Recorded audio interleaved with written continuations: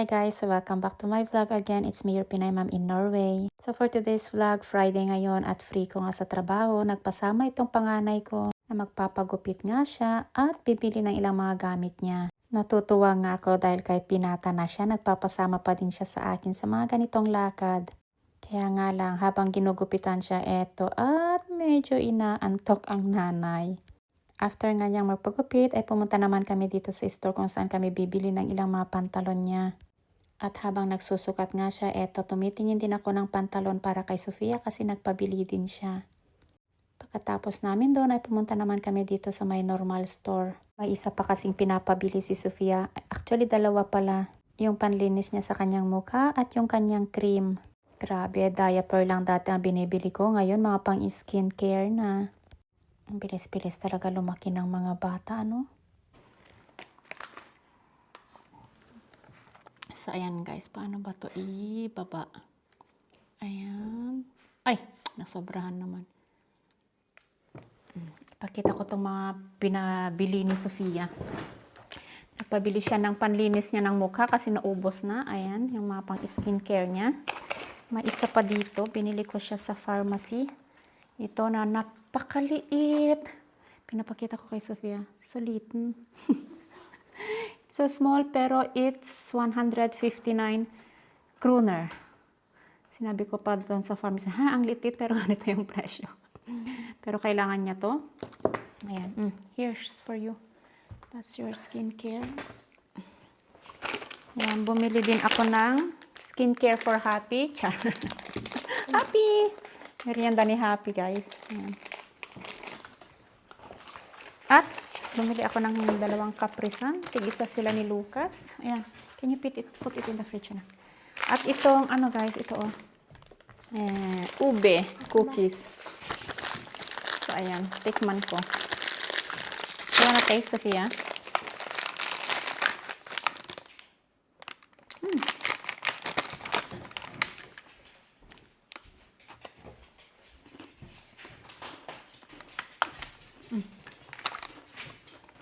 It's super sweet. They're so big. Ang lalaki ng mga ano ni Happy. Nabili kong ano niya, snacks na. Nakakita din ako ng dried mango na may ano guys, may ano ba to? Ginger, spicy ginger siya, sabi niya. Tapos mochi. Mango mochi for Sofia. At bumili ako ng ano pa bang mga ito? Ay, ito yung empty na ano ni Sofia. Itong mga skincare. Para sa akin itong mga ito. 16 crowns lang siya. Ang mura niya. Glass skin. Para siyang yung Biodance na overnight mo siya. Ay, Happy. So, super, ano siya? Super ganda nito. Digtahan. At yun nga, bumili kami ng ilang mga pwede ulit blight ha? Era dan? Ja. Oh, yan, medyo. Ayan. Bumili ako ng mga pantalon nila. Habang lumalaki itong mga bata ay palaki ng palaki din ang gastos. Buti na lang, may natatanggap sila buwan-buwan. So, malaking tulong din yan. Galing sa gobyerno dito. So, malaking tulong, malaking bagay yon. Pambili ng mga gamit nila. Ano pa ba ang ito? Ay! Nakita ko itong naka-sale. Bumili ako. Pang bata actually siya. Pero, binili ko para sa akin. 160 yung size. Si Sofia, 150 na yung size ng pantalon niya. Malapit na kaming magkaano.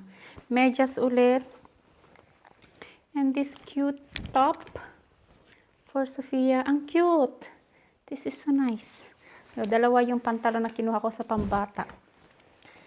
Tapos, dalawang pantalon kay Isa at saka isa kay Sofia. So, ayan, inuunti-unti kong bimili ng mga bagong gamit din nila para sa eskwela. Marami pang kulang. So, lalo na yung panganay namin. Yung panganay pala namin, guys, ay kadoyak bago hentason and socks. Ay lilipat siya ng eskwelahan.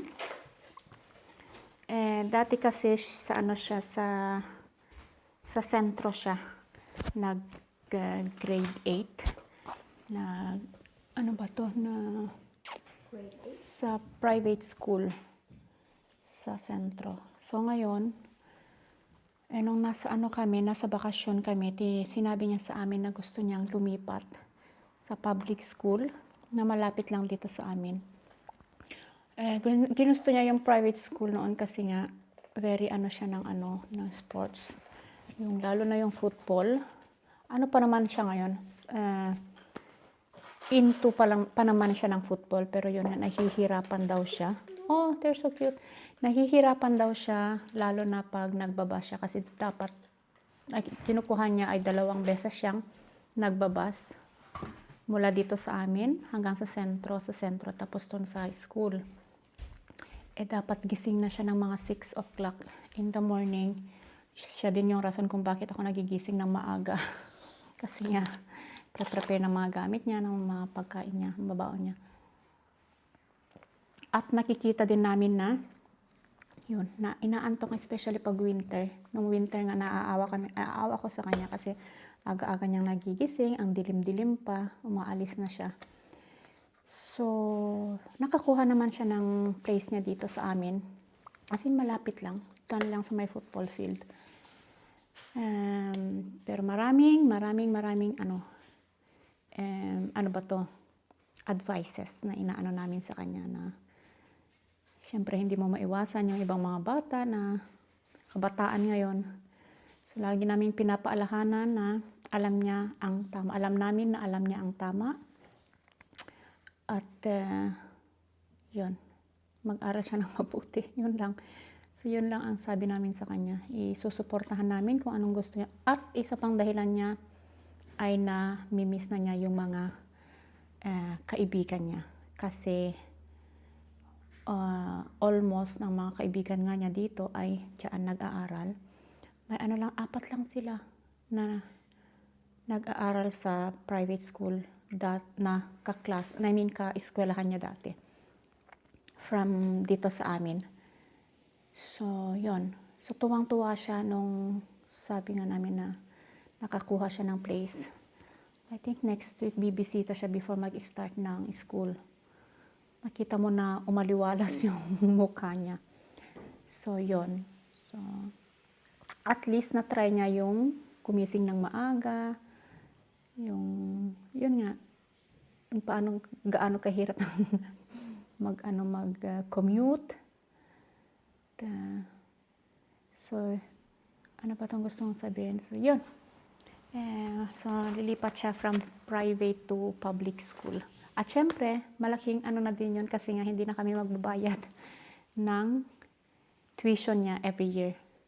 Kasi, aminin ko, malaki din ang tuition niya. Malaking halaga din yung tuition niya. So, good din sa amin yun. Win-win sa amin. Pero kahit ano pang gusto niya, susuportahan namin siya. So, yes. Yun lang, guys. O, diba? Ang dami ko na namang nakwento habang nakaupo dito. Magva-vacuum na ako. Maghahang ng mga damit na nalamphan. So, thank you guys for watching. Ligtaro eh.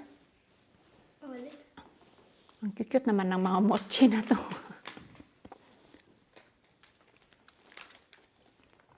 Det är bättre än den äggköpta igår. Bättre?